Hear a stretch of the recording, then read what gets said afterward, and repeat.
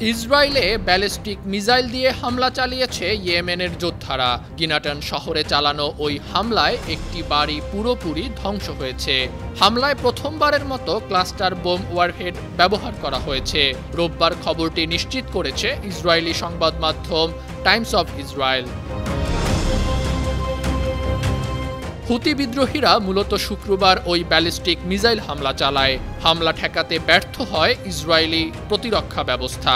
এরপরেই তদন্তে নামে ইসরায়েলি সামরিক বাহিনী। তদন্তে প্রথমবারের মতো ক্লাস্টার বোম ওয়ারহেড ব্যবহারের বিষয়টি জানতে পারে তারা।